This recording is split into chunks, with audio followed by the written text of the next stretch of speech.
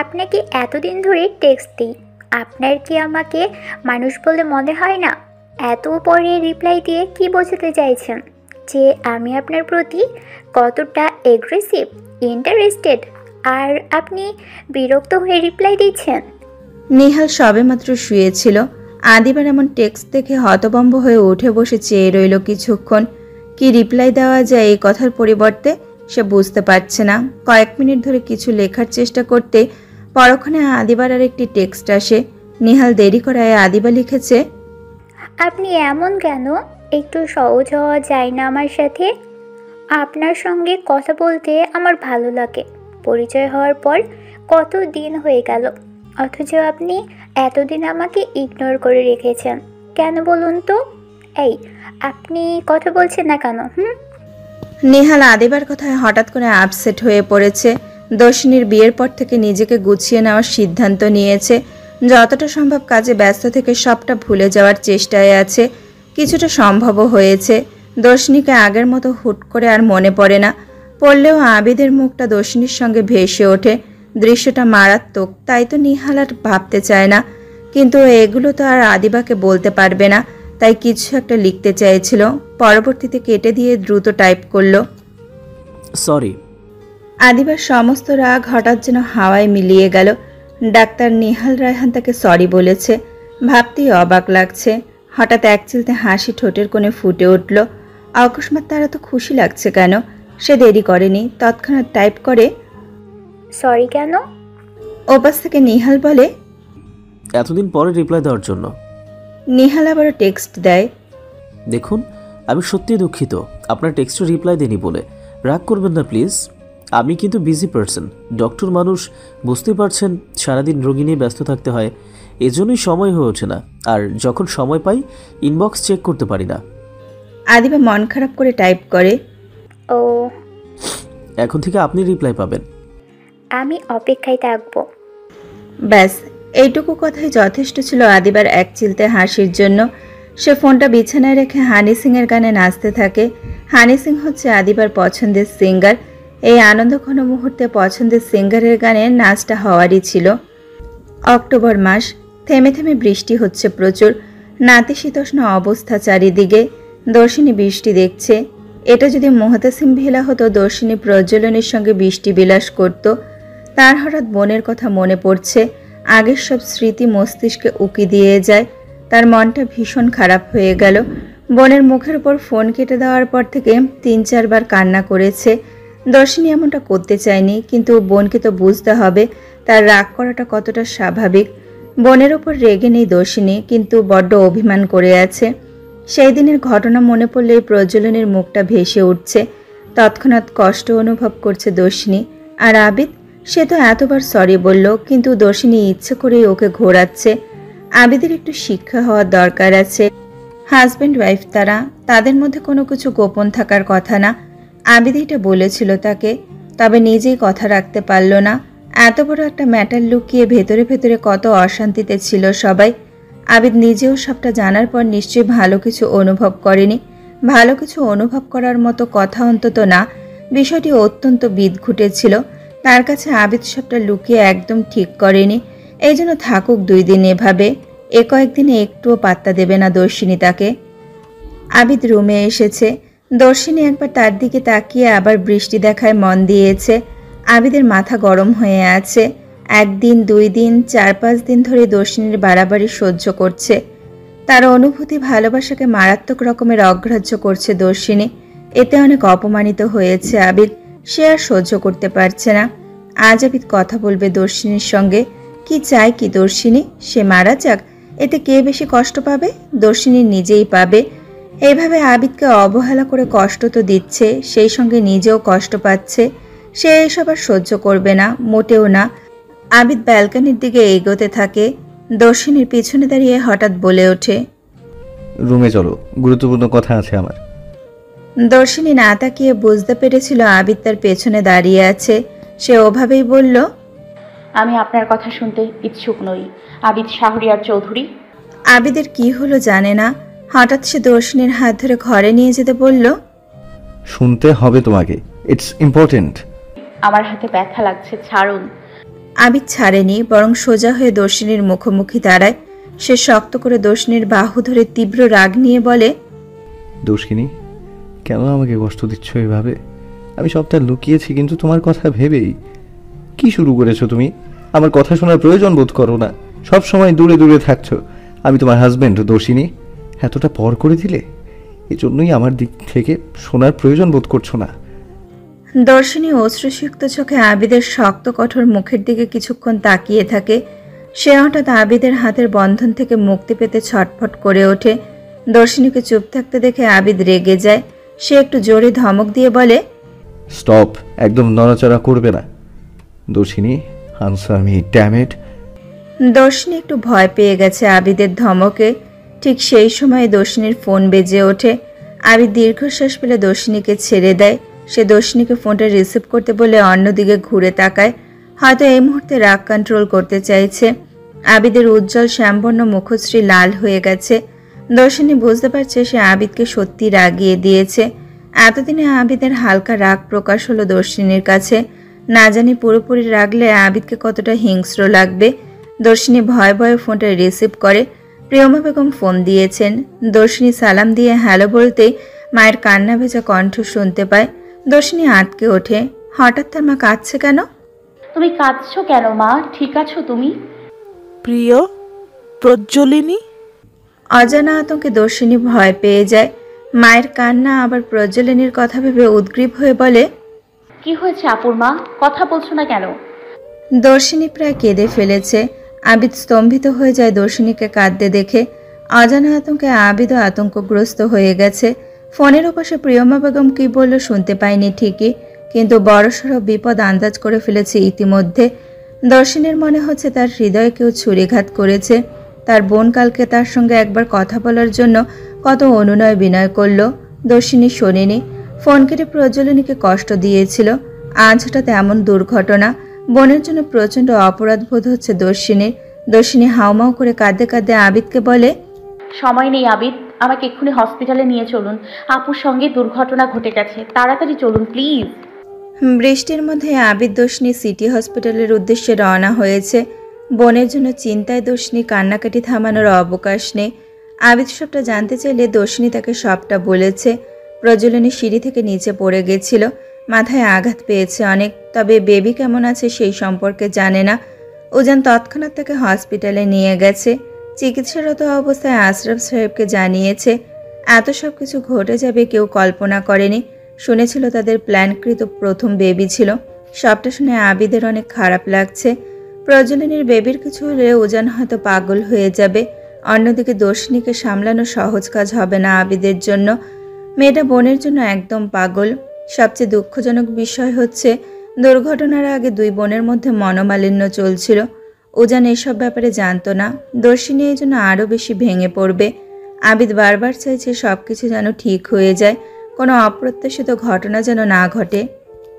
দর্শিনী আবিদকে অনেক জোরে গাড়ি চালাতে বলে। যতবারই দুর্ঘটনার কথা মনে পড়ছে দর্শিনী কেঁদেই চলেছে। হসপিটালের সামনে গাড়ি থামে। দর্শিনী গাড়ি থেকে নেমে দ্রুত ভেতরে চলে যায়। আবিদ তার পিছু পিছু ভেতরে আসে। আশরাফ সাহেব এবং প্রিয়মা বেগম দুইজনেই সেখানে উপস্থিত ছিলেন। তারা খবর পাওয়া মাত্রই দর্শিনীর আগে চলে এসেছিল। দর্শিনী আবিদকে কেবিনে নিয়ে যাওয়ার জন্য দুইজনকে নিচে করিডোরে অপেক্ষা করছিল। দর্শিনীর মাকে দেখে মনে হলো তিনি প্রজ্বলনের জন্য অনেক কেঁদেছেন। দর্শিনী মাকে শক্ত করে জড়িয়ে ধরে। তাদের দুজনের চোখেই পানি। আবিদ শ্বশুর শাশুড়িকে সালাম দেয়। আশরাফ সাহেব তাদেরকে নিয়ে প্রজ্বলনের কেবিনে উপস্থিত হয়। উজান ডাক্তারের সঙ্গে কথা বলছে। তাকে অনেক বিধ্বস্ত দেখাচ্ছে। ডাক্তার উজানকে টেনশন করতে নিষেধ করে চলে যায়। দুইজন নার্স প্রজ্বলনীর সঙ্গে সর্বদা ছিল। তারা প্রজ্বলনীর সেবা করছে। প্রজ্বলনীর মাথায় ব্যান্ডেজ, স্যালাইন দেওয়া হয়েছে। দর্শিনী বোনের পাশে বসে কাঁদতে থাকে। উজান শ্বশুর শাশুড়িকে দেখে বলে, আমার কাছে সবকিছু দুঃস্বপ্ন মনে হচ্ছে। কি থেকে কি হয়ে গেল? আমি ড্রয়িং রুমে ছিলাম, অফিসের প্রজেক্টে কাজ করছিলাম। রুমে কাজ করলে নিদ্রিতার ঘুমাতে সমস্যা হতো। এই সময় ঘুমটাই বেশি জরুরি, তাই নিচে কাজ করা শ্রেয় ভেবেছিলাম। নিদ্রিতার যা কিছু প্রয়োজন ছিল মেয়েডরা উপরে পাঠিয়ে দিত। হঠাৎ করে নিচে নামবে আমি বুঝতে পারিনি। সিঁড়ির কাছে কিছু পড়ে যাওয়ার আওয়াজ পেয়ে চমকে উঠি। গিয়ে দেখি নিদ্রিতা দেয়ালে মাথা টিকিয়ে আছে। অচেতন হয়ে গেছিল। তৎক্ষণাৎ না ধরলে হয়তো ফ্লোরে পড়ে যেত। দেয়ালে রক্ত দেখে ভয় পেয়ে গেছিলাম। শাড়ির কুচি এলোমেলো ছিল। যথাসম্ভব শেষের সিঁড়ি থেকে শাড়িতে পা বেঁধে পড়ে যাচ্ছিল বলে দ্রুত দেয়ালে ধরে বেবিকে বাঁচানোর চেষ্টা করেছে। তখনই দেয়ালে মাথায় আঘাত লাগে। নিদ্রিতা বেবির ক্ষতি হয়েছে ভেবে ভয়ে সেন্সলেস হয়েছে। এদিকে সে পেটে আঘাত পেয়েছে ভেবে আমার হিতাহিত জ্ঞান ছিল না কিছুক্ষণ। তারপর নিজেকে ধাতস্থ করে পরক্ষণেই তাকে হসপিটালে নিয়ে আসি। ডাক্তার চেক আপ করে বলে বেবি সম্পূর্ণ ঠিক আছে, তবে নিদ্রিতার মাথায় আঘাত লাগে রক্তক্ষরণ হওয়ার জন্য চিকিৎসার পাশাপাশি 1 ব্যাগ রক্ত দিতে হয়েছে। আপাতত ডাক্তার ঘুমের ইঞ্জেকশন দিয়ে ঘুম পাড়িয়ে রেখেছে, না হলে আমার বেবি বলে চিৎকার করছিল। তাকে বুঝাতে পারছিলাম না বেবি ঠিক আছে। আঘাত যতটুকু পেয়েছে তার মাথার পিছনে আর পিঠে। ও যেন একদমই সবটা বলে থামলো। কোনো বিপজ্জনক অবস্থার সৃষ্টি হয়নি বলে সবাই একসঙ্গে আলহামদুলিল্লাহ বলল। তবে এখনো ভয় দূর হয়নি কারো।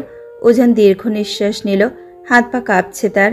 আবিদ উজ্জানের কাঁধে হাত রেখে বলে, নামাজে দাঁড়িয়ে আলহামদুলিল্লাহ পড়ুন।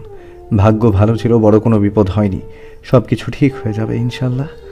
আমি দর্শিনীকে থামাতে পারছিলাম না, বোনের জন্য প্রচুর কেঁদেছে। ঠিক বলছেন, আমি এক্ষুনি আসছি। ওজানের চোখের কোণায় অশ্রু টলমল করছিল। সে নিজেকে সামলে সবাইকে বলে বাহিরে গেল। হসপিটালের সঙ্গে একটি মসজিদ রয়েছে, সেখানে নফল নামাজ পড়বে। প্রয়োজনীয় এখন জ্ঞান নেই। দর্শিনী বোনের পাশে বসে অপেক্ষা করতে লাগলো। আবিদ আশরাফ সাহেব কেবিনে রাখা লম্বা সোফায় এসে বসে। দুপুর হয়ে গেছে, অথচ দিনটা মেঘলা থাকার কারণে মনে হচ্ছে না। জোহরে নামাজের জন্য আজান শোনা যাচ্ছে। প্রিয়মা বেগম নার্সদের সহায়তায় হসপিটালে একটা রুমে গিয়ে নামাজ পড়ে নেন। জোহরের নামাজের সঙ্গে তিনি নফল নামাজ পড়তে হাতে তসবি নিয়ে দোয়া পড়ে মেয়েকে ফু দিয়ে দেন। কিছুক্ষণ পর আশরাফ সাহেব আর আবিদ নামাজ পড়ার উদ্দেশ্যে বেরিয়ে যায়। প্রিয়মা বেগম রুমে ফিরে আসলে দর্শিনী অজু করে নামাজ পড়তে চলে যায়। প্রজ্বলিনীর জ্ঞান ফিরে এসেছে ততক্ষণে। তখন প্রিয়দর্শিনী ছাড়া কেবিনে কেউ ছিল না। প্রজ্বলিনী বোনকে দেখে ইমোশনাল হয়ে যায়। বোনের চোখের কোণে পানি দেখে দর্শিনী আবারও কেঁদে ফেলে। ব্যতিব্যস্ত হয়ে বোনকে বলে, আমার ভুল হয়ে গেছে আপু, তোমার কথা না শুনে মুখের ওপর ফোন কেটে দিয়েছিলাম আমি। আমাকে ক্ষমা করে দাও আপু। তোমার শরীরের অবস্থা জেনেও অভিযোগ পুষে রেখেছিলাম। তুমি মাফ না করলে আমি নিজেকে নিজেই মাফ করতে পারবো না। প্রজ্বলিনীর অশ্রুসিক্ত চোখ। সে ডান হাতটা সর্বপ্রথম পেটে রাখে। এই তো বেবির অস্তিত্ব বোঝা যাচ্ছে। পেটের উপর হাত রাখতেই পেটের ভেতরে মাংসপিণ্ড 2 বার নড়ে চড়ে উঠল। প্রজ্বলিনী বুঝল তার বেবি সুস্থ আছে। এই তো রেসপন্স করছে। প্রজ্বলিনী শেষের সিঁড়ি থেকে পড়ে যাওয়ার সময় কৌশল করে বাঁচতে মাথার পেছনে দেওয়ালে বাড়ি খায়। সেই জন্যই মাথায় আর ঘাড়ে প্রচণ্ড আঘাত লেগেছে। যদি এমনটা না করতো আজকে হয়তো দুর্ঘটনায় বেবিটাকে হারাতে হতো। আল্লাহ তার ভুলের শাস্তি বেবিকে দেয়নি। সে মনে মনে আলহামদুলিল্লাহ বলল। হঠাৎ দর্শিনীর দিকে সরল নিষ্পাপ চাহনি দিয়ে বলে, তোকে কিছু বলার আছে প্রিয়। কিছু বলবে না তুমি? মাথায় ব্যথা করছে, এভাবে কথা বললে সমস্যা হবে। পরে শোনা যাবে তোমার কথা। আগে পুরোপুরি সুস্থ হয়ে যাও, তারপর আমি শুনবো তোমার কথা। না, আমি ঠিক আছি। আমি মানছি আমি আশফি শাহরিয়ারের সঙ্গে যুক্ত হয়ে বিয়েটা ভেঙে দিতে চেয়েছিলাম। এটা আমার অন্যায়, কিন্তু বিশ্বাস কর, আশফি যে তোকে জোর করে বিয়ে করতে চাইছিল এটাতে আমি সমর্থন করিনি। আমি এমনটা হতে দিতাম না। আমি শুরু থেকেই চাইনি আবিদ বা আশফি কারোর সঙ্গে তোর বিয়ে হোক। আমি আবিদ শাহরিয়ারকে ভুল ভাবতাম, এটা আমার ভুল ছিল। আবিদ শাহরিয়ারের কোনো দোষ ছিল না। আমি আবিদ শাহরিয়ারকে ভুল বুঝেছিলাম। নিঃসন্দেহে আবিদ শাহরিয়ার অনেক ভালো মানুষ। তুই অনেক ভাগ্যবান বোন। পারিপার্শ্বিক ঘটনা অহেতুক কারণে ওনাকে অবহেলা করিস না প্রিয়। ওনার মতো মানুষ হয় না। প্রজ্বলনী থেমে যায়। সংক্ষেপে দর্শিনীকে সবটা বলে, কিভাবে সে আবিদকে দেখে মুগ্ধ হয়েছিল, কিন্তু তার প্রতি আবিদের কোনো রকম আগ্রহ ছিল না। সে আবিদের জন্য চিঠি লিখত, চিরকুট দিত, কিন্তু আবিদ তার আবেগকে প্রশ্রয় দেয়নি। সে তো তার স্বপ্নকন্যাকে ভালোবাসত।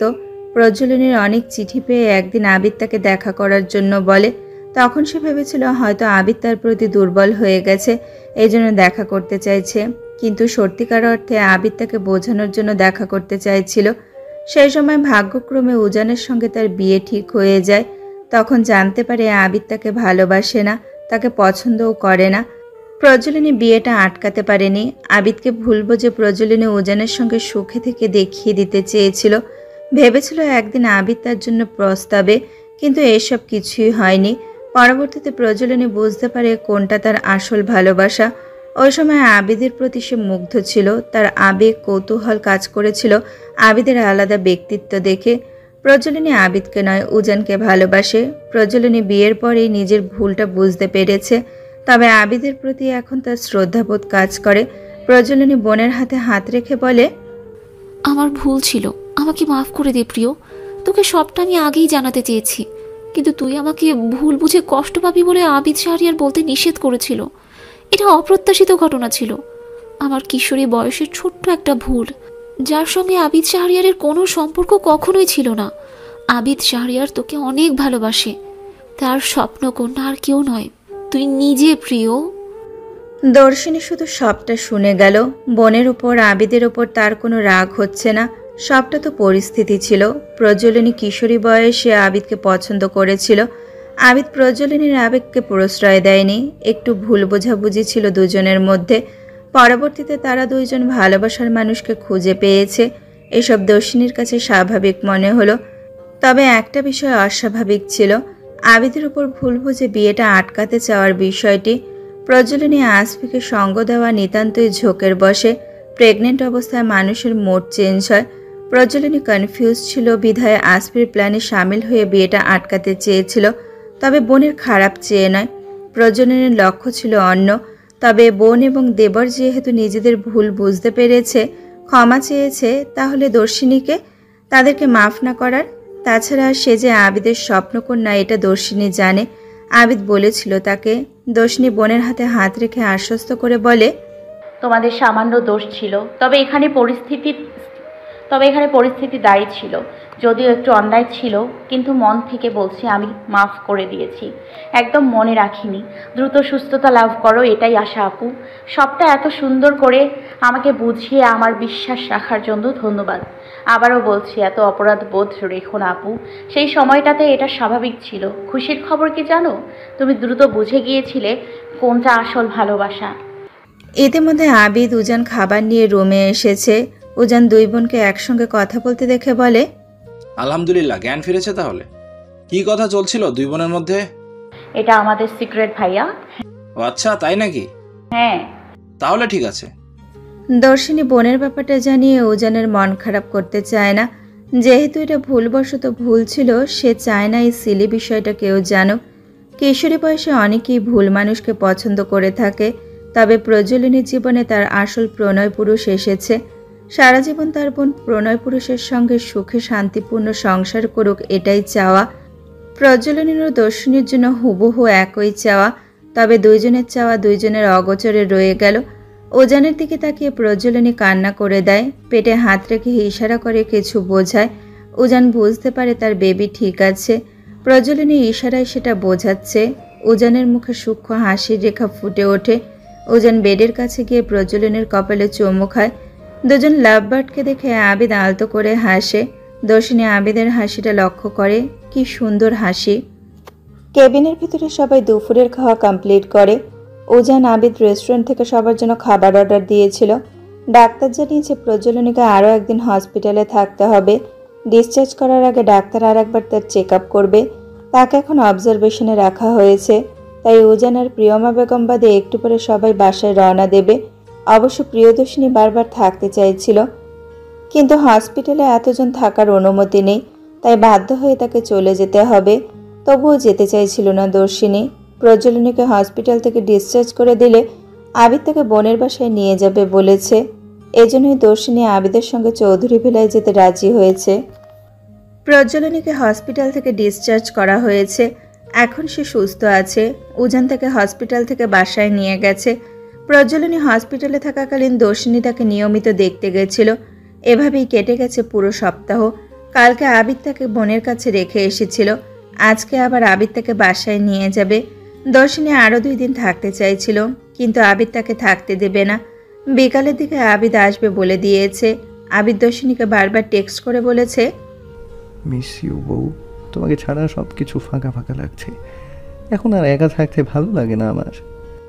অনেকদিন পরে তাদের মধ্যে সবকিছু ঠিক হয়েছে, এজন্য দর্শিনী বাধ্য হয়ে তৈরি হচ্ছে। মুখের ওপর মানা করার সময়টা আবিদ দেয়নি তাকে। অবশ্য দর্শিনী মিস করছিল তার সুদর্শন স্বামীকে। এমনকি দর্শিনী তাকে আগামীকাল এখানেই থেকে যেতে বলেছিল, কিন্তু আবিদ অন্যের বাসায় কমফোর্টেবল না, তার অ্যাডজাস্ট করতে মিনিমাম সময় লাগে। দর্শিনী পরবর্তীতে তাকে আর জোর করেনি। দর্শিনী কাল থেকে প্রজ্বলনের রুমে অবস্থান করেছে। যেহেতু দর্শিনী এখানে ছিল তাই বোনের সঙ্গে থাকাকালীন পুরোটা সময় বোনকে দেখেছে। উজান দুই বোনকে স্পেস দিতে অন্য রুমে ছিল। দুই বোন নানান খোশ গল্পে মেতে ওঠে। অন্যদিকে উজান তখন বাইরে ক্লায়েন্টদের সঙ্গে ভার্চুয়ালি মিটিং করতে ব্যস্ত। বোনের সঙ্গে দর্শিনীর সমস্ত ভুল বুঝাবুঝি শেষ হয়ে গেছে। প্রজ্বলনের আবিদের প্রতি কোনো টান ছিল না, শুধু অনাকাঙ্ক্ষিত কারণবশত ভুল বুঝেছিল আবিদকে। ভেবেছিল আবিদ তাকে মিথ্যা বলছে। আবিদ হয়তো অগোচরে ভীষণ খারাপ একজন মানুষ। তার ধারণা ছিল আবিদ দর্শিনীর যোগ্য না, এই জন্য চায়নি দর্শিনীর সঙ্গে তার বিয়ে হোক। কিন্তু তার সব ধারণা ভুল প্রমাণ হয়ে গেছে। প্রজ্বলিনী এখন বোঝে তার বোনের জন্য আবিদ সবচেয়ে পারফেক্ট ডিসিশন ছিল। এর আগে উজান তাকে একবার বলেছিল, তখন প্রজ্বলিনী মানতে চায়নি, তবে এখন মানে। প্রজ্বলিনী আফসোস করে, অযথা ভালো মানুষটার প্রতি আক্রোশ ক্রোধ পুরুষে রাখা উচিত হয়নি। আবিদ যখন একটু আগে দর্শিনীকে ফোন দেয়, দর্শিনী তখন বোনের সামনে রিসিভ করেছিল। প্রজ্বলিনী তখন অর্ধশয়িত অবস্থায় আবিদ দর্শিনীর খুনসুটিময় ভালোবাসা দেখে মিষ্টি মধুর হেসেছে। দর্শিনী তখন অসহায় চোখে বোনের দিকে তাকিয়েছিল। বোনের হাসি মুখ দেখে তার ভালো লাগা কাজ করছিল সেই সময়। দর্শিনী কালো রঙের সফট শাড়ি পরেছে, কালো তার ফর্সা শরীরে দারুণ ফুটে উঠেছে। দর্শিনী রেডি হয়ে মসৃণ বাদামি চুলগুলো আঁচড়ে নেয়, ঠোঁটে হালকা গোলাপি লিপ গ্লস লাগিয়ে আয়নায় দেখে নেয়। সবকিছু একদম পারফেক্ট লাগছে। প্রজ্বলিনী বিছানায় অর্ধশায়িত। দর্শিনী বোনকে ইশারা করে দেখায় সব ঠিকঠাক আছে নাকি। প্রজ্বলিনী ইশারায় আঙুল দিয়ে দেখায় একদম পারফেক্ট। সবকিছু ঠিকঠাক করে দর্শিনী বোনকে জড়িয়ে বিদায় জানায়। প্রজ্বলিনী ইমোশনাল হয়ে যায়, চোখে জল, মুখে হাসি প্রবাদের মতো। প্রজ্বলিনী তাকে আবার আসতে বলে। ইদানিং প্রজ্বলিনী একটুতেই কেমন কান্নাকাটি করে দেয়। অবশ্য উজান তাকে খুব সুন্দর করে সামলে নিতে পারে। প্রেগনেন্সির পুরোটা সময় উজান বউকে টাইম দেবে বলে ভার্চুয়ালি অফিস দেখাশোনা করছে। পরিবার বলতে উজানের বাবা ছাড়া কেউ নাই, তাই প্রজ্বলিনীর দায়িত্ব পুরোটাই উজানের। রিয়মা বেগম বলেছিল এই সময়টা প্রজ্বলিনীকে তার কাছে রাখতে। উজান জানায় আরও পরে, এমনিতে সে বউ ছাড়া থাকতে পারে না। একটু চোখের আড়াল হয়ে অস্থির হয়ে যায়। বিয়ের পর প্রতিটা পুরুষ বউকে চোখে হারাতে শুরু করে। আশরাফ সাহেব অবশ্য উজানকে প্রজ্বলিনীর সঙ্গে মুহাতেসিম ভিলায় থাকতে বলেছিল। উজান জানায় প্রয়োজন পড়লে অবশ্যই থাকবে। আপাতত সে একাই প্রজ্বলিনীর ভালো মতো দেখভাল করতে পারবে। সত্যি সত্যি উজান প্রজ্বলিনীর যত্নে ত্রুটি রাখে না। বউকে বড্ড ভালোবাসে। বউ প্রেগনেন্ট হওয়ার পর সেই যত্ন আরও বহুগুণে বেড়েছে। সে সারাক্ষণ প্রজ্বলিনীকেই সময় দেয়। যখন অফিসিয়াল কাজ করে সেই সময়টা বাদে। প্রজ্বলিনী তবুও সবাইকে মিস করে। প্রেগনেন্সির মুড সুইংয়ের কারণে খুব দ্রুত বিরক্ত হয়ে যায়। এই সময়টাতে মেয়েদের এমন সমস্যা হয়। তবে পুরো একদিন দর্শিনীর সঙ্গ পেয়ে প্রচণ্ড হাসি খুশি ছিল সে। এখন দর্শিনী চলে যাচ্ছে বলে খারাপ লাগছে তার। দর্শিনী বোনকে জড়িয়ে ধরে জানায় পরে আবার আসবে। বোনকে নিচে নামতে বারণ করে হ্যান্ডব্যাগ নিয়ে নিচে নেমে যায় দর্শিনী। লিভিং রুমে উজান ছিল। সবাই মিটিং শেষ করেছে। দর্শিনীকে রেডি হয়ে বের হতে দেখে বলে, স্নো হোয়াইট, আজকেই চলে যাচ্ছ? হ্যাঁ ভাইয়া, যেতে হবে, উনি নিতে আসছে। আরো 2 দিন থেকে যেতে পারতে স্নো হোয়াইট। বিশ্বাস করুন ভাইয়া, আমার ইচ্ছে ছিল, কিন্তু আমার উনি বলেছে আবার পরে আসতে। অনিচ্ছুকভাবে যেতেই হচ্ছে। উজান ল্যাপটপ বন্ধ করে বলে, ঠিক আছে স্নো হোয়াইট, এবার আবিদকে নিয়ে আসবে কিন্তু। আচ্ছা ঠিক আছে, আপনি আপনার এবং আপুর যত্ন নেবেন। আমার আপুকে দেখে শুনে রাখবেন, টাইম দেবেন, মাঝে মধ্যে ব্যালকনির রোদে নিয়ে যাবেন, তাহলে ঘরে একা অস্বস্তি ফিল করবে না। সুস্থ থাকবে, মন ভালো থাকবে। সকালের রোদটা শরীরের জন্য খুবই ভালো। উজান ঘড়িতে সময় দেখে বলে, আবিদ কি এখনই আসবে? হ্যাঁ, গাড়ি নিয়ে আসছে বললো।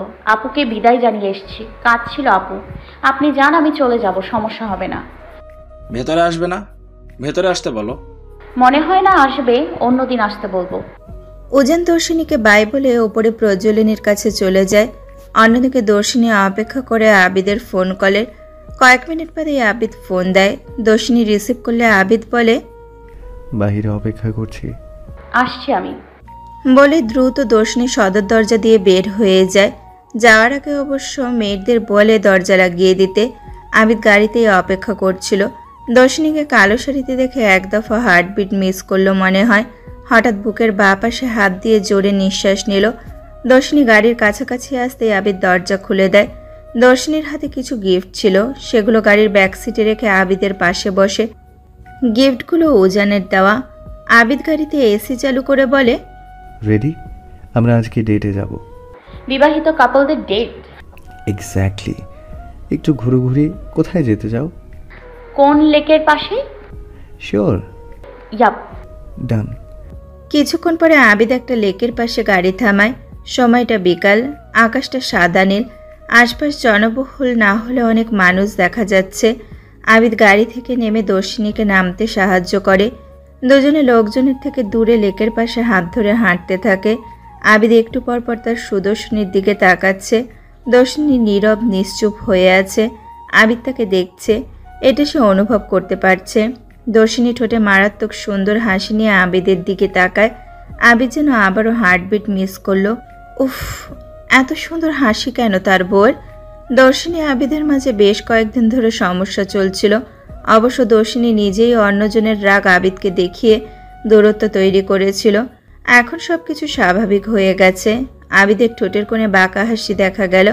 সে মনে মনে ঠিক করে সময় সুযোগ পেলে সব দূরত্ব ঘুচিয়ে দেবে। সামনে একজন বয়স্ক লোক ফুচকা বিক্রি করছিল। দর্শিনী দেখে আবিদের কোণে ধরে বলে, চলুন না স্বামী, দুজন মিলে ফুচকা খাই। দর্শিনী কিউট ফেস করে আবিদকে কনভিন্স করার চেষ্টা করছে, কিন্তু আবিদ বলে, দরকার নেই, এখন ফুচকা খেতে হবে না। আমি এখন ফুচকা খাবই, please please. Darshini, fuchka unhygienic. না, আপনার ভুল ধারণা, আমি গেলাম। দর্শিনী এগিয়ে যায়। সে ফুচকাওয়ালাকে বলে ঝাল ঝাল করে ফুচকা বানাতে। আবিদ দর্শিনীকে নিষেধ করলে শোনে না, বিধায় আবিদকেও সেখানে যেতে হয়। লোকটি 1 প্লেট ফুচকা তৈরি করে দর্শিনীকে দেয়। দর্শিনী একটা ফুচকা তেঁতুলের টকে মিশিয়ে মুখে পুরে নেয়। অনেক মজার ছিল ফুচকা, কিন্তু একটু ঝাল। দর্শিনী আবিদকে একটা খেতে বলে, তবে আবিদ খেতে চায়নি। সে জোর করে খাইয়ে দেয়। যেহেতু নাগামরিচের ঝাল ছিল, মাত্র 2টা খেয়ে আবিদের প্রচণ্ড ঝাল লাগে। লোকটির কাছে পানি ছিল না। এদিকে সন্ধ্যা নেমে আসছে।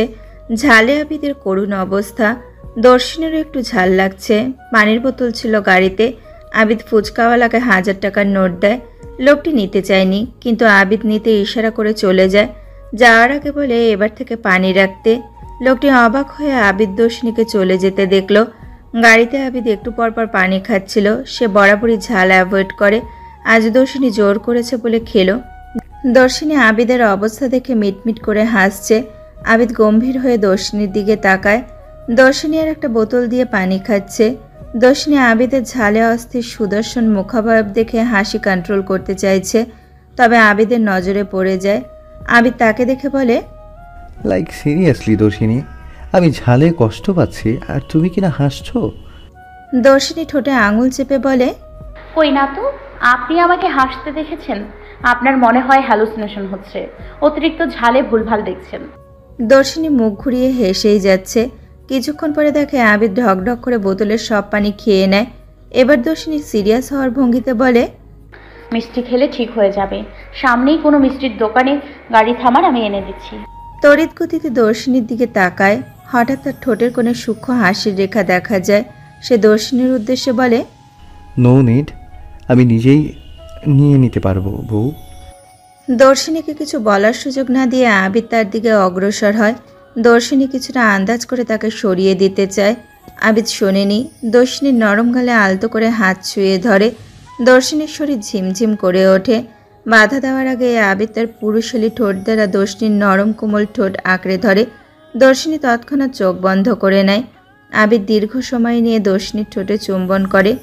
দুজনের নিঃশ্বাস গাঢ় হয়, তবে শ্বাস প্রশ্বাসের শব্দ শোনা যাচ্ছে।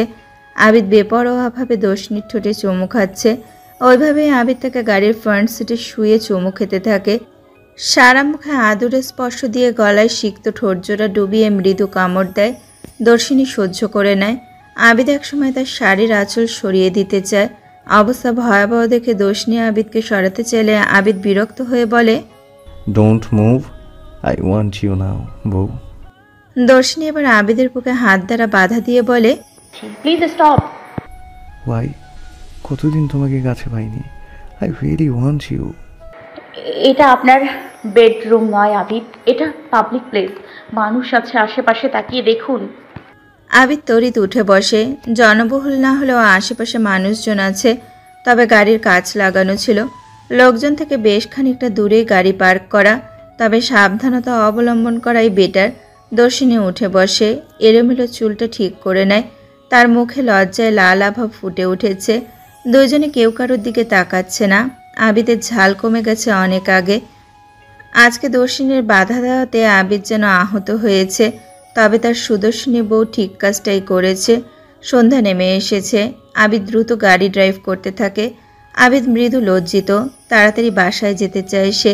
ছেলে মানুষ নিজের শখের নারীর প্রতি দ্রুত কন্ট্রোল হারায়, আজ যেন আবারও প্রমাণিত হলো। পুরো রাস্তা আবিদ দর্শিনী দুজনেই নিশ্চুপ ছিল। চৌধুরী বিলাতে পৌঁছে দর্শিনী নিজেকে ঠিকঠাক করে নেয়। এমন লজ্জারাঙা মুখে কারোর সামনে পড়তে চায় না। সবাই যখন নিজেদের মাঝে ব্যস্ত ছিল, আবিদ তখন গটগট পায়ে নিজের রুমে চলে যায়। দর্শিনী হঠাৎ মন খারাপ করে ভাবে, আবিদ কি তার উপর রেগে গেছে? দর্শিনী নিজেও করুণ ফেস করে রুমে চলে যায়।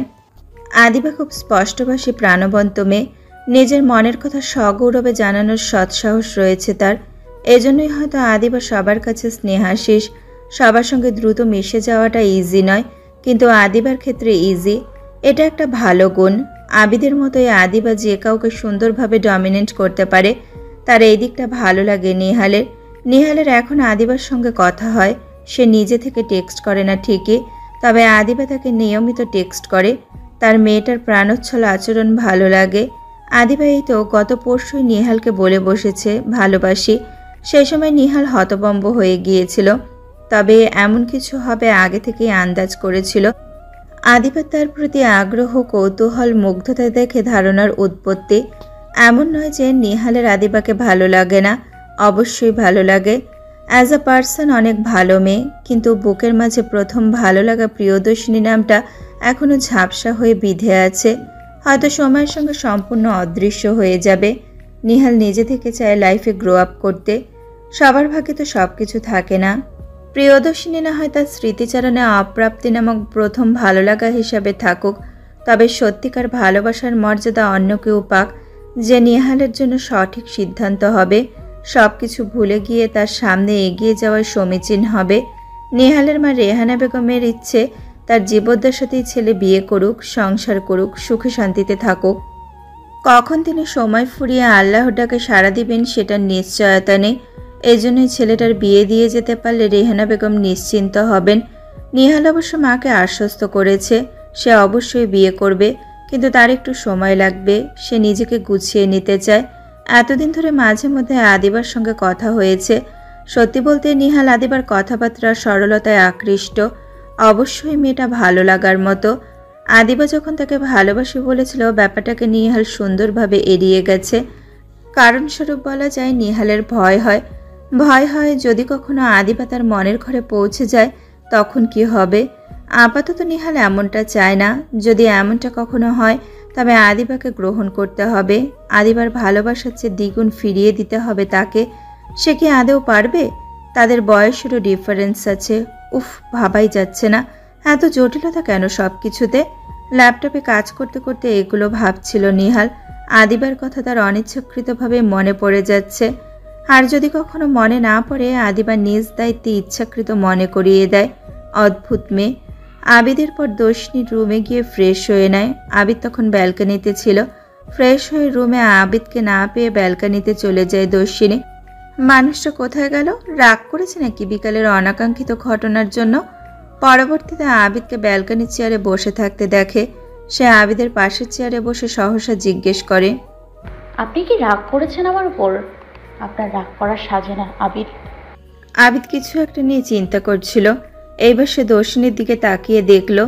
অকস্মাৎ তার কোমর আঁকড়ে কোলে বসিয়ে বলে, রাগ কেন করব? সমস্যা তো ওটাই। সুদর্শিনী বৌদের প্রতি রাগ হয় না, বরং সব সময় প্রেম পায়। আদর করতে মন চায়, ইচ্ছে করে সারাক্ষণ বুকের মাঝে আলতো করে জড়িয়ে রাখি। এতটা নিশালো কেন তুমি? দিন দিন ভয়ঙ্করভাবে অ্যাডিক্টেড হয়ে যাচ্ছি। দর্শিনী মনে হয় লজ্জা পেল। তার ফর্সা গাল আরক্তিম হয়ে উঠেছে। আবিদ টুক করে গালে চুমু খেয়ে বলে, মেয়েদের লজ্জা পেলে কি মারাত্মক দেখায়? কি আর কোনো মেয়েকে লজ্জা পেতে দেখেছেন আপনি? আমি যদি আপনার ভাষ্য মতে সুদর্শনী না হতাম তবে রাগ করতেন, তাই না? এটাই তো বোঝাতে চাইলেন। আপনার যদি রাগ না হয়ে থাকে তবে আসার পর থেকে কথা বলছিলেন না কেন?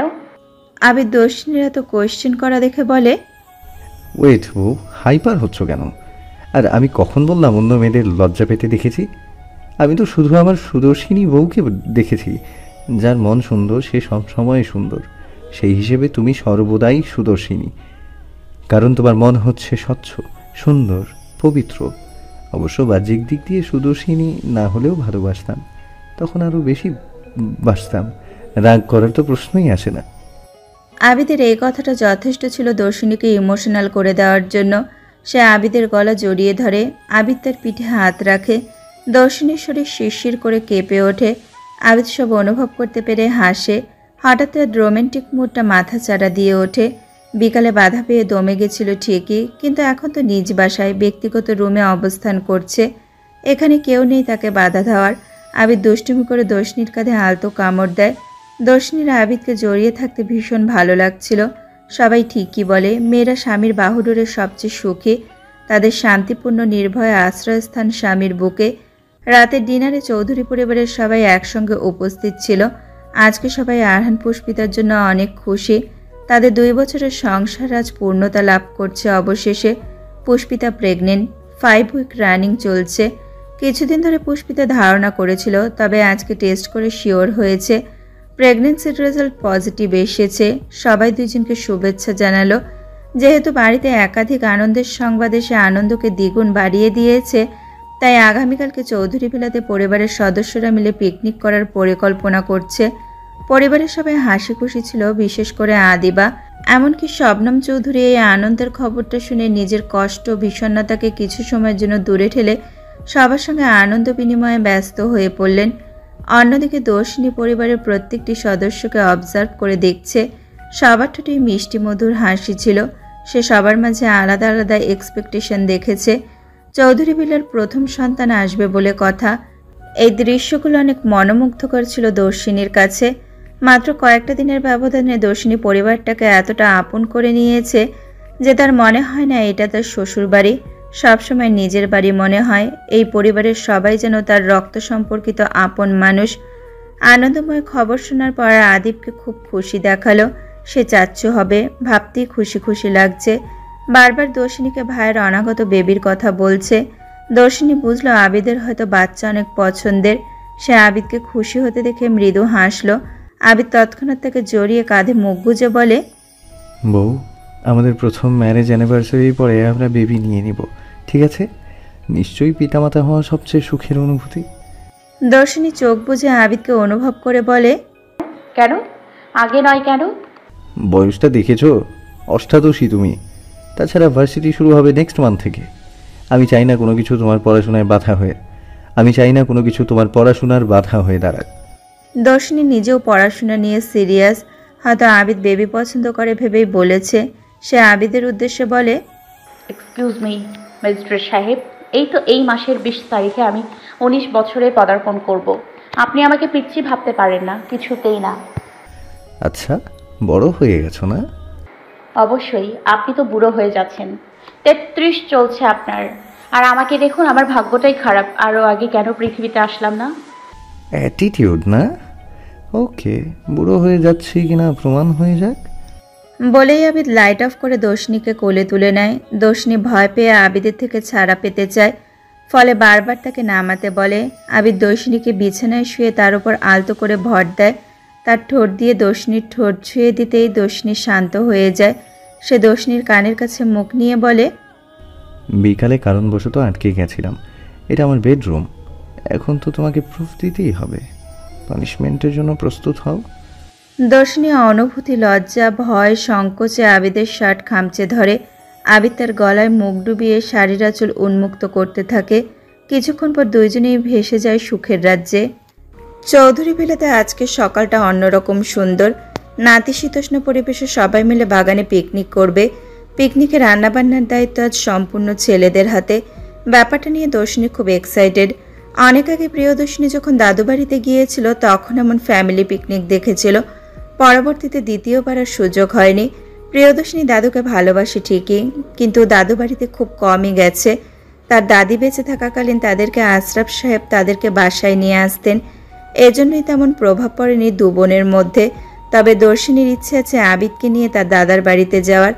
দর্শিনী প্রথমবার স্বামীর বাড়িতে এমন পিকনিক করবে, এজন্যই আনন্দটা দ্বিগুণ মনে হচ্ছে তার। সকালে আবিদ দর্শিনীকে জড়িয়ে শুয়েছিল। অনেক আগেই ঘুম ভেঙে গেছে দুজনের। মূলত দর্শিনী তার ঘুমের 12টা বাজিয়েছে। পরবর্তীতে আর ঘুমায়নি আবিদ।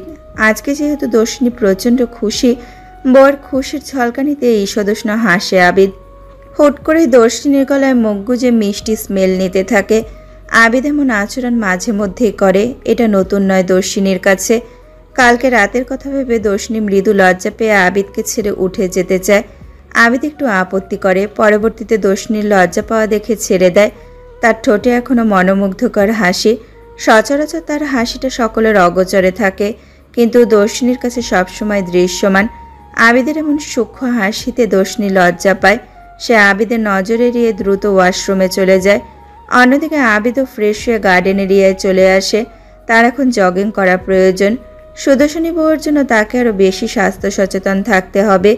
এমনিতেই কাল রাতে দর্শিনী তাকে বুড়ো হয়ে যাচ্ছে বলে ফেলেছে। যদিও মজা করে বলেছে, তবুও কি দুঃসাহস। 32 বছর বয়সী এমন সুদর্শন স্বামীকে কেউ বুড়ো কিভাবে বলতে পারে? আবিদ জানে না, তবে কাল রাতেই দর্শিনীকে প্রমাণ করে দিয়েছে সে কতটা স্টেবল, স্ট্রেংথফুল। আবিদের ঠোঁটে সূক্ষ্ম হাসির রেখা দেখা যায়। সকালের মনোমুগ্ধকর পরিবেশটা আবিদের বরাবরই ভালো লাগে। টি শার্ট ট্রাউজার পরিহিত অবস্থায় জগিং শেষে প্রাণ ভরা সতেজ নিঃশ্বাস টেনে নিল আবিদ। বাগানের অত সব রঙিন ফুল ফলাদির মধ্যে যে কারো ভালো লাগবে স্বাভাবিক। আবিদ কিছুক্ষণ দৌড়াদৌড়ি করে লোহার একটা বেঞ্চে আরাম করে বসে। দর্শিনী তখন ট্রেতে করে সকালের ব্রেকফাস্ট নিয়ে আসে। আজকে দুজনেই শীতোষ্ণ সতেজ পরিবেশে বেঞ্চে বসে ব্রেকফাস্ট করবে। আগে সবসময় আবিদ ব্রেকফাস্ট এমন শান্তিময় পরিবেশে করত। প্রকৃতির মাঝে স্বপ্নের প্রেয়সিনী মানে দর্শিনীকে অনুভব করতে চাইতো। তাদের বাড়ির কাজের মহিলা বয়স্ক সুফিয়া বেগম এবং তার স্বামী ইমান আবদুল্লাহ দুইজনেই চৌধুরী বাড়িতে অনেক আগে থেকে কাজ করে। ইমাম আবদুল্লাহকে আবিদ সম্মান করে চাচা বলতো। আবিদ যখন ব্যায়াম করার জন্য গার্ডেনে থাকতো, তখনও ইমাম চাচাই তার জন্য প্রায় সময় ব্রেকফাস্ট নিয়ে আসতো। আবিদ তখন নিরিবিলিতে ব্রেকফাস্ট করত। অনেক সময় শাহরিয়ার চৌধুরী আবিদকে সঙ্গ দিতেন। মূলত তাদের জন্যই বাগানের দিকটায় টেবিলের ব্যবস্থা করা হয়েছে। দর্শিনী এসে আবিদের পাশে ট্রেটা রেখে নিজের শাড়ির আঁচল দিয়ে আবিদের কপালের বিন্দু বিন্দু ঘাম মুছে দেয়। আবিদ বেঞ্চে বসে থেকে দর্শিনীর কোমর জড়িয়ে মায়াভরা দৃষ্টিতে তাকে দেখতে থাকে। পুরাই ফিল্মি স্টাইল। আসবি তখন নিজের রুমের ব্যালকনিতে ছিল। সবার ব্যালকনি থেকে গার্ডেন এরিয়া সরাসরি চোখে পড়ার মতো ছিল। মূলত শাহরিয়ার চৌধুরী গার্ডেনের সৌন্দর্যটুকু অনুভব করার জন্য এমনভাবেই ডিজাইন করেছিলেন। আসবি ব্যালকনি থেকে দৃশ্যটা দেখে মলিন হাসল। বুকের মধ্যে কোথাও একটা সূক্ষ্ম ব্যথা অনুভব করলো। না, এখানে থাকা ঠিক নয়। আসবি তৎক্ষণাৎ রুমে চলে যায়। আবিদকে জুসের গ্লাসটা বাড়িয়ে দেয় দর্শিনী। দুজনে বেঞ্চে বসে নানান কথাবার্তা বলতে থাকে। ঠিক এমন সময় শবনম ফুপির আগমন ঘটে। মূলত বাগানটা তার হাতেই গড়া, এজন্য দেশে ফিরেই তিনি বাগান পরিদর্শন করেছিলেন। বাগানের এমন স্নিগ্ধ সুন্দর সতেজ রূপ দেখে তিনি বুঝে যায় আমেরিকা যাওয়ার পর সবাই ভালোই যত্ন নিয়েছে বাগানের। আবিদের মতো শবনম ফুপিরও নিয়মিত বাগান পরিদর্শন করার অভ্যাস আছে, এই জন্যই তিনি এখানে আসলেন। হঠাৎই বেঞ্চের ওপর আবিদ দর্শিনীকে বসে থাকতে দেখে তিনি বিব্রত হলেন। তাদের দেখার আগে ফিরে যাবেন বলে ঠিক করেন শবনম ফুপি, কিন্তু হঠাৎই আবিদের নজরে পড়ে যায়। আবিদ ফুপি আম্মুকে ডেকে ওঠে। ফুপি আম্মু চলে যাচ্ছ কেন? শবনম ফুপি অনিচ্ছাকৃত থেমে যান। আবিদেরটাকে বিস্মিত হয়ে বলেন, এমনি বাগানে দেখতে এসেছিলাম, দেখা শেষ রুমে যাব আদিব। আবিদ শবনম ফুপিকে ইশারায় তার কাছে আসতে বলে। দর্শিনী দুজনকে স্পেস দিতে ব্রেকফাস্টের ট্রেটা নিয়ে বাসার ভেতরে চলে যায়। শবনম ফুপি লম্বা একটা শ্বাস নিয়ে এগিয়ে যায়। আবিদের পাশে না বসলে ছেলেটা থামবে না, তাই বেঞ্চে আবিদের পাশে গিয়ে বসেন। আবিদ তখন বলে, তোমাকে আগের মতো হাস্যোজ্জ্বল দেখি না ফুপি আম্মু, আমার খুব খারাপ লাগে তোমাকে এভাবে দেখতে। কে বললো আমি আগের মতন হাস্যোজ্জ্বল নই?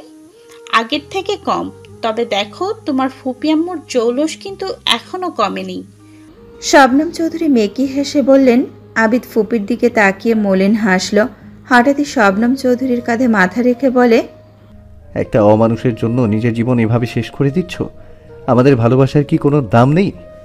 কেন ওই লোকটা তোমার কাছে সবচেয়ে বেশি প্রাধান্য পায়? আমি যদি কখনো জানতে পারি লোকটি কে, তাহলে নিজ হাতে খুন করব। তোমার সঙ্গে করা অন্যায়ের প্রতিশোধ নেব। তুমি আমাকে লোকটির পরিচয় বলো। এই পৃথিবীতে অমানুষের বেঁচে থাকার কোনো অধিকার নেই। আদিব, শবনম চৌধুরী সহসা আবিদের কথায় চমকে ওঠেন। এমন ভয়ঙ্কর কথা আবিদের মুখে শুনে তিনি মৃদু ঢোক গিলে ফেলেন। অজান্তেই আবিদ নিজের শ্বশুরের প্রতি নিদারুণ ক্রোধ পুষে রেখেছে, অথচ তার বিন্দুমাত্র ধারণা নেই শবনম চৌধুরী হয়তো আশরাফ সাহেবের প্রতি রেগে আছেন, হয়তো মৃদুমন্দ ঘৃণা করেন। আশরাফ সাহেবের বিশ্বাসঘাতকতা এখনও তার মনে আঁচড় কেটে রয়েছে, তাই বলে তিনি কখনো আশরাফ সাহেবের ক্ষতি চান না। এটাকে হয়তো নিঃস্বার্থ ভালোবাসা বলে। আমাদের ভুল কোথায় জানো আদিব? আমরা কখনো কারো দৃষ্টিকোণ থেকে ভেবে দেখি না, এজন্যই মানুষকে ভুলভাবে জাজ করে ফেলি। আমি কোনো কিছু মনে রাখিনি। আমার এই অবস্থার জন্য কেউ দায়ী নয়। তুমি অযথা ভুল ধারণা পুষে রেখেছ। তোমার এসব ভুলে যাওয়া উচিত। তোমার কাছে সবথেকে গুরুত্বপূর্ণ দুটি জিনিস, প্রিয়দর্শিনী, ক্যারিয়ার। বাকি অন্য কিছু নিয়ে ভাবতে যেও না আদিব। আবিদ ফুপি আম্মুর কঠিন কথায় দমে যায়। ফুপি আম্মুর অপছন্দ এমন কাজ সে করতে চায় না।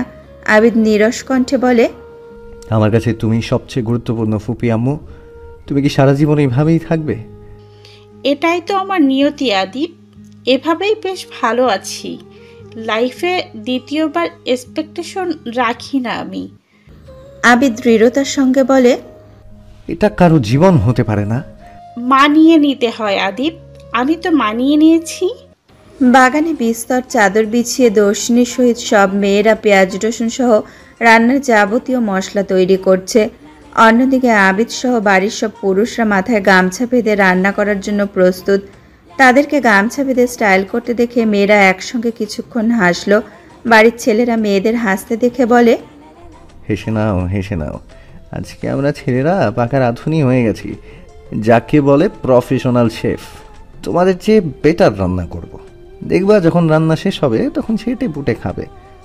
মেয়েরা সারা বছর রান্না করে যদি এমন কথা শোনে রাগ হবার কথা স্বাভাবিকভাবেই, কিন্তু তারা কেউ রাগের বহিঃপ্রকাশ করল না, কারণ একটু পর ছেলেরা হাড়ে হাড়ে টের পাবে রান্না করা কতটা কষ্টের কাজ। তখন বুঝতে পারবে মেয়েরা সারা বছর কত কষ্ট করে, অথচ পুরুষরা একটু রান্নায় যেমন তেমন হলে কত কি শুনিয়ে দেয়। তারা মেয়েদের দিক থেকে কখনো চিন্তা করে দেখে না। তবে আর চৌধুরী বাড়ির ছেলেরা উপলব্ধি করবে রান্না করতে রাঁধুনিদের কত কষ্ট হয়। মেয়েরা ছেলেদের উদ্দেশ্যে বলে, মশলাপাতি যা কিছু আছে সব আমরা করে দিচ্ছি, শুধু আগুন জ্বালিয়ে নাড়াচাড়া করার মধ্যেই গর্ব করার কিছুই নাই, বুঝেছ? ছেলেদের মধ্যে তিনজন প্রতিবাদ করে ওঠে, আমরা তোমাদের বলিনি সাহায্য করতে, আমরা নিজেরাই সব করব, দরকার নেই তোমাদের সাহায্যের। এই কথা শোনা মাত্রই মেয়েরা তেতে ওঠে। অবশেষে শাহরিয়ার চৌধুরী বলেন, আজকে যেহেতু আমরা রান্না করব বলেছি, শুরু থেকে সবটা আমরা করব, অবশ্যই তোমাদের সাহায্য ছাড়া। এই কে কোথায় আছিস? আমার আইফোনটা নিয়ে আয়, ইউটিউব দেখে আজ সব রান্না হবে। শাহরিয়ার সাহেবের কথায় সবাই মিলে একজোট হয়ে বিস্তর হাসি ঠাট্টার রোল পড়ে যায়। ছেলেরা ইতিমধ্যে কাজে লেগে পড়েছে। দর্শিনী মুগ্ধ হয়ে মাথায় গামছা পরিহিত আবিদকে দেখে মিষ্টি মধুর হাসে। আবিদকে এইভাবে দেখতে খারাপ লাগছে না। দর্শিনী তার সুদর্শন স্বামীকে সত্যিকারের রাঁধুনি মনে হচ্ছে। অকস্মাৎ দর্শিনী ভাবতে থাকে, the great magistrate Abid Shahriar চৌধুরীর এমন লোক ছাত্রছাত্রীরা দেখলে নিশ্চয়ই হাসবে কি? এই আনন্দদায়ক পরিবেশে সুন্দর মুহূর্তটা ক্যামেরাবন্দি করা উচিত। ঠিক তখনই আদিবা আসে ক্যামেরা নিয়ে। দর্শিনী ভাবে, এই তো আমার সুযোগ্য ননদিনী। বাগানের যেখানে গাছপালা একটু কম সেখানে দুটো চুলা তৈরি করা হয়েছে। ইমান চাচা বাহির থেকে রান্নার জন্য পর্যাপ্ত কাঠখড়ি কিনে এনেছে। তাছাড়া রান্নার জন্য মাঝারি সাইজের কয়েকটা সসপ্যানের ব্যবস্থা করা হয়েছে। শাহরিয়া চৌধুরী চুলার ওপর সসপ্যানের মধ্যে ফ্রেশ গরুর মাংস তেল মশলা পানি দিয়ে মাখিয়ে ঢাকনা দিয়ে ঢেকে দেয়। অন্যদিকে আবিদ হারান পোলাও রান্নার চাউল ধুয়ে অন্য সসপ্যানে করে চুলায় বসিয়ে দেয়। আজকের রান্নার আইটেম হচ্ছে গরুর মাংসের ঝোল, খাসির মাংসের ভুনা, পোলাও, বাসমতি চাউলের সাদা ভাত, ইলিশ ভাজা, বেগুন ভাজা, মিষ্টান্ন দ্রব্যের মধ্যে দই, রসমালাই, কোক জাতীয় কমল ঠান্ডা পানি, ব্যাস। ছেলেরা সবাই দ্রুত হাত চালিয়ে কাজ করতে থাকে। দুপুরের আগে এত সব রান্না শেষ করতে হবে তাদের। তারা সবাই জিদ দেখিয়ে ইউটিউবের সাহায্য নিচ্ছে। তাছাড়া বয়স্ক ইমান চাচা ছেলেদের মধ্যে একমাত্র পারদর্শী, তাই তিনি সবাইকে গাইড দিচ্ছেন। শাহরিয়ার চৌধুরী হঠাৎই রান্না করতে করতে গুনগুন করে গাইতে শুরু করলেন। পরবর্তীতে ছেলেরা সবাই একসঙ্গে গাইতে শুরু করে। আমি শেষে ভজহরি মান্না রায়মন ভুলে গিয়ে, মহাভারত ভুলে গিয়ে, এখন আমি শুধু শিখেছি রান্না। আমি শেষে ভজহরি মান্না। মেয়েরা বাগানের যেখানে ছায়া রয়েছে সেখানে বসে খোশ গল্পে মেতে উঠেছে। তাছাড়া তাদের প্রধান লক্ষ্য ছেলেদের গতিবিধির উপর নজর দেওয়া।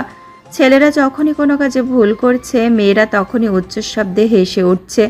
অবশ্য ভালো হয়েছে, ছেলেরা তৎক্ষণাৎ ভুল করা থেকে সাবধান হয়ে গেছে। তাছাড়া ছেলেদের বেসুরো গান শুনে সবাই আরও একবার উচ্চস্বরে হেসে ওঠে। দুপুরের দিকে ইমান চাচার সহযোগিতায় রান্না কমপ্লিট হয়ে যায়। ইতিমধ্যে খাবারের সুঘ্রাণ ছড়িয়ে পড়েছে আশেপাশে সবখানে। ছেলেরা খুব সুন্দর করে খাবার পরিবেশন করে। আজকে সবাই বাগানে বসে একসঙ্গে আহার করবে। ছেলেরা প্রত্যেকে ঘেমে নিয়ে একাকার। দেখে মনে হচ্ছে গোসল করে ফেলেছে। যেহেতু সবাই মাথায় গামছা পরিহিত ছিল, রান্না শেষে সবাই গামছা দিয়ে ঘাম মুছতে থাকে। তখন দুপুরের আজান পড়ে গেছে। সবাই নামাজ পড়বে, তারপর একসঙ্গে খেতে বসবে। তাই ছেলেরা দ্রুত গোসল করে নামাজে চলে যায়। মেয়েরাও কয়েকজন নামাজ পড়ে নেয়। অবশেষে সবাই একসঙ্গে বাগানে খেতে বসে। ছেলেরা ইতিমধ্যে বুঝে গেছে রান্না করা কতটা কষ্টের কাজ। তারা সব কয়েকটি পদ অনেক কষ্টে শেষ করতে পেরেছে। সবাই বুঝে গেছে মেয়েদের সম্মান প্রাপ্য। তাই শাহরিয়ার চৌধুরী সহ বাকি সবাই আর যত্ন করে বউদের খাবার বেড়ে খাওয়াচ্ছে। মেয়েদের খাবার বেড়ে দিয়ে তারা সবাই বসে পড়ে। রান্না খারাপ হয়নি, প্রথম হিসাবে যথেষ্ট সুস্বাদু বলা যায়। সবাই তৃপ্তি করে খেতে থাকে। আদিবা সব কিছু ক্যামেরাতে ক্যাপচার করে নেয়। দর্শিনীর কাছে মনে হচ্ছে আজকের দিনটা অন্যতম আনন্দের দিন। 5 মাস পরে সময় স্রোতের ন্যায় দ্রুত বহমান। দর্শিনীর বয়স 19 চলছে। এই তো কয়েক মাস আগে সে ভার্সিটিতে জয়েন করেছে। সেখানে ইতিমধ্যে দিয়া, হৃদিতা, নাদিম, আহনাফ ছাড়া নিজের ডিপার্টমেন্টের মধ্যে কয়েকজন বান্ধবী পেয়েছে। আবিদ তাকে গাড়িতে করে নিয়মিত ভার্সিটিতে পৌঁছে দেয়, আবার অফিস থেকে আসার সময় নিয়ে আসে। এভাবেই সময়ের সঙ্গে সঙ্গে আবিদ দর্শিনীর জীবন বর্ধিত হচ্ছে। তাদের ভালোবাসার পরিধিও বৃদ্ধি পেয়েছে। তারা দুইজন দুইজনের জন্য শুধু যত্নশীল নয়, কর্তব্যপরায়ণও। দুজন দুজনকে অনেক ভালোভাবে বুঝতে পারে। তাছাড়া এই কয়েক মাসে চৌধুরী পরিবারের সবার সঙ্গে দর্শিনী এতটা মিশে গেছে। দর্শিনীর কাছে এরা সবাই বাবা মার পরে সবচেয়ে আপন। ঠিক তেমনভাবেই চৌধুরী পরিবারের সবাই দর্শিনীকে অনেক ভালোবাসে। শাহরিয়ার চৌধুরী অনুষা বেগম মনে করেন দর্শিনী তাদের সবার জন্য, এমনকি এই বাড়ির জন্য ব্লেসিং। দর্শিনী এই বাড়িতে আসার পর তাদের বিজনেসে আরও বেশি সফলতা পেয়েছে। তাছাড়া শাহরিয়ার চৌধুরী অনেকগুলো সুসংবাদ পেয়েছেন, এমনকি বিজনেসের পরিধি বেড়ে বাইরের দেশ পর্যন্ত পৌঁছে গেছে। যেহেতু এত সব কিছু দর্শিনীর আসার পর হয়েছে, এজন্যই তাদের ধারণা দর্শিনী এই বাড়ির জন্য সৌভাগ্যের। অনুষা বেগম তাকে প্রায়ই বলেন আমাদের চাঁদের টুকরো লক্ষ্মী বৌমা। আদিবার পরীক্ষা শেষ অনেক আগে। রেজাল্ট মাশাআল্লাহ অনেক ভালো করেছে। এখন আদিবা ভার্সিটির প্রিপারেশন নিচ্ছে। তার লক্ষ্য দর্শিনীর মতো ঢাবিতে চান্স পাওয়া। তাছাড়া আদিবার সঙ্গে দর্শিনীর সখ্যতা ননদ ভাবিপু হিসাবে অনেক ভালো। তারা ননদ ভাবি দুইজনেই মাঝে মাঝে একসঙ্গে ঘুরতে যায়, শপিং করতে যায়। তবে একাকী নয়, আবিদ তাদেরকে নিয়ে যায়। অন্যদিকে পুষ্পিতা প্রেগনেন্ট হওয়ার পর থেকে দর্শিনী আদিবার সময় পেলে তার সঙ্গে খোশ গল্পে মেতে ওঠে। পুষ্পিতার তখন একাকিত্ব বোধ হয় না। আসফিও অনেক চেঞ্জ হয়ে গেছে। এখন সে কাজের মধ্যে ডুবে থাকে প্রায়ই। বাবার অনুরোধে আসফি আইটি কোম্পানির জব ছেড়ে নিজেদের ফ্যামিলি বিজনেসে যোগ দিয়েছে। যেহেতু তাদের বিজনেস অনেক বড়, শাহরিয়ার চৌধুরী আরহান সবটা সামলাতে হিমশিম খায়। এই জন্যই আসফি সেখানে জয়েন করেছে। মাঝে মধ্যে আবিদ নিজেও ভাইয়ের সঙ্গে অফিসে যায়, সুপরিকল্পিতভাবে প্রজেক্ট তৈরিতে সহায়তা করে। তাছাড়া ভালো মন্দ পরামর্শ দেয়। অন্যদিকে সবার পরিবর্তনের মধ্যে শবনম চৌধুরী অন্যতম। তিনি এখন আর দর্শিনীকে এড়িয়ে যান না। দর্শিনীর সঙ্গে অনেকটাই ফ্রি হয়ে গেছেন বলতে গেলে। যেমনটা আগে ছিলেন যখন জানতেন না দর্শিনী আশরাফ সাহেবের মেয়ে। তিনি এই কয়েক মাসে বুঝতে পেরেছেন দর্শিনী ভালো মেয়ে, শুধু ভালো নয় অনেক ভালো মেয়ে, একদম আবিদের জন্য সুযোগ্য। তাই দর্শিনীকে নিয়ে কোনো অভিযোগ রাখেন না। কিছুদিন পর তিনি আমেরিকা ফিরে যাওয়ার প্ল্যান করছেন। অবশ্য এই ব্যাপারে কেউ জানে না সঠিকভাবে, জানলে হয়তো কেউ তাকে যেতে দিবে না। এই জন্যই তিনি কাউকেই জানাননি। সবাইকে ধীরে সুস্থে জানিয়ে রাজি করাবেন, এটাই পরিকল্পনা শবনম চৌধুরীর। প্রজ্বলনীর এখন 8 মাস চলছে। অনেকটা সিরিয়াস সময় বলতে গেলে। ওজান তাকে একা সামলাতে পারে না, এই জন্যই মুহতাসিম ভিলায় নিয়ে গেছে। মূলত ওজান সেখানে থেকে অফিসে যাবতীয় সব কিছু দেখাশোনা করছে, অন্যদিকে প্রজ্বলনীকে পুরোটা সময় দিচ্ছে। তাছাড়া প্রিয়মা বেগমের কাছে প্রজ্বলনী অনেকটা নিরাপদ থাকে। বাবা মাকে পেয়ে এখন প্রজ্বলনীর মন খারাপ কিংবা ভয় কোনোটাই স্থায়ী হয় না। দর্শিনী ইতিমধ্যে অনেকবার তাকে দেখতে গেছে। দুই বোন অনেকদিন পর যখনই একসঙ্গে হয়েছে তারা একে অপরকে জড়িয়ে কান্না করেছে। তবে একটাই সমস্যা, কোথাও গেলে দর্শিনীকে সেই দিনই ফিরে আসতে হয়, নাহলে আবিদ অভিমান করে। আবিদ বলতে গেলে তাকে ছাড়া থাকতে চায় না, এটা তার বদ অভ্যাসে দাঁড়িয়েছে। আরহান আবিদকে বিষয়টা নিয়ে কত পিঞ্চ করে কথা বলে, তাছাড়া হাসি ঠাট্টা করে।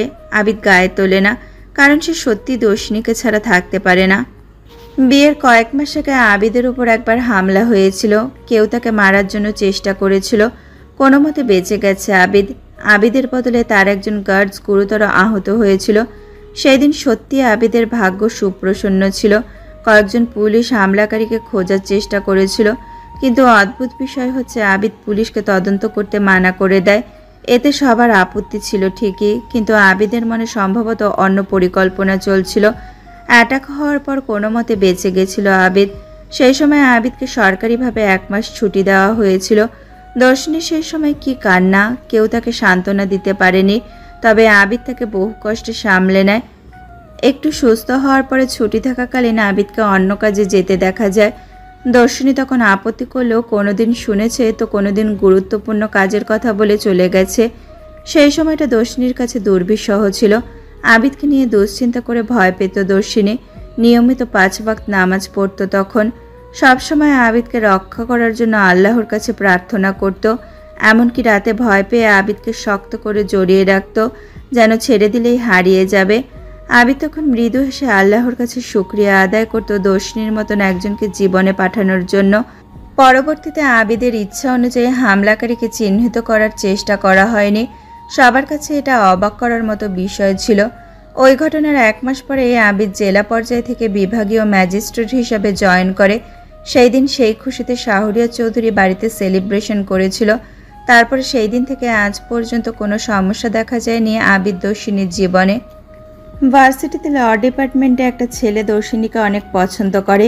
ছেলেটি জানে দর্শিনী বিবাহিত, তবুও অন্য সবার মতো খবরটা দর্শিনীর কানে পৌঁছে গেছে। তবুও দর্শিনীর কোনো মাথা ব্যথা নেই। মূলত দর্শিনী এদের নিয়ে ভাবতে চায় না। তাছাড়া সাফির নামের ছেলেটি এখনও পর্যন্ত তার সামনে এসে দাঁড়ায়নি। ফ্রেন্ডসদের ভাষ্যমতে ছেলেটা তাকে দূর থেকেই নোটিশ করে। দর্শিনী এসব কথা আবিদকে বলেনি। আবিদ জানলে নিশ্চয়ই সাফির নামের ছেলেটির অবস্থা খারাপ করে দিবে। তাছাড়া ছেলেটি যেহেতু তাকে ডিস্টার্ব করে না, তাই দর্শিনী আপাতত আবিদকে জানাবে না বলে ঠিক করেছে। আজকে দর্শিনীর ভার্সিটি আছে, আবিদ তাকে পৌঁছে দেবে। দর্শিনী এই জন্যই দ্রুত গোসল করে, মেরুন রঙের শাড়ি পরে তৈরি হয়ে নেয়। আবিদ সকাল সকাল শরীরচর্চা করে এসেছে। দর্শিনীকে এমন স্নিগ্ধ রূপে দেখে সে মৃদু হেসে এগিয়ে আসে। দর্শিনী আয়নায় দেখে আবিদ তাকে জড়িয়ে ধরতে আসছে। সে তৎক্ষণাৎ দূরে সরে যায়। আপনি ঘেমে আছেন আবিদ, তাড়াতাড়ি গোসল করে ফ্রেশ হয়ে আসুন, না হলে আমার ভার্সিটিতে দেরি হয়ে যাবে। আবিদ মাথা নাড়িয়ে মৃদু হেসে বলে, অথচ তুমি আমার ঘাম জড়ানো শরীর সবচেয়ে বেশি পছন্দ করতে বউ। এখন আমার থেকে তোমার কাছে ভার্সিটি সবচেয়ে বেশি গুরুত্বপূর্ণ হয়ে গেল বউ। দর্শিনী আবিদের কথায় স্তব্ধ হয়ে গেছে। আবিদ কথাটা মজা করেই বলেছে। সে হাসতে হাসতে টাওয়াল নিয়ে ওয়াশরুমে চলে যায়। আবিদ দীর্ঘ সময় উষ্ণ গরম পানিতে শাওয়ার নিয়ে টাওয়াল পরে বের হয়। হঠাৎই তাকে দর্শিনী বিছানায় বসে কাঁদছে। সহসা আবিদের হৃদয় কেঁপে ওঠে। হঠাৎ কি হলো? দর্শিনীকে কাঁদতে দেখে সে এগিয়ে আসে। আবিদ দর্শিনীর মুখটা কাঁপা কাঁপা হাতে আলতো করে ধরে বলে, কি হয়েছে দর্শিনী, কাঁদছো কেন? আপনি? দর্শিনী কান্নার তাড়নায় কথাটা বলতে পারছে না।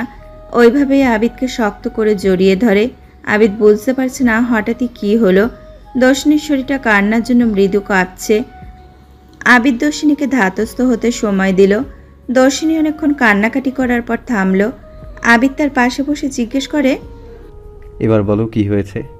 আমার কাছে আপনি সবচেয়ে গুরুত্বপূর্ণ আবিদ। কেন বোঝেন না আপনি? ভার্সিটিতে যাওয়ার জন্য শাড়ি পরে তৈরি ছিলাম, তখন মজা করে দূরে সরে গেছি।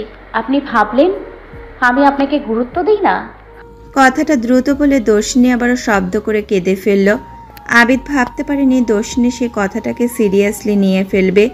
এতক্ষণে আবিদের মস্তিষ্ক বিদ্রোহ ঘোষণা শুরু করেছে। আবিদ তড়িৎ গতিতে দর্শিনীকে বুকে জড়িয়ে বলে, আরে বউ, ওটা আমি মজা করে বলেছি, ওই কথার কোনো ভিত্তি নেই। আমি জানি তো আমার বউয়ের কাছে সবচেয়ে বেশি গুরুত্বপূর্ণ আমি। থাক, আর কাঁদতে হবে না। দেখি ওটা লাল হয়ে গেছে একদম।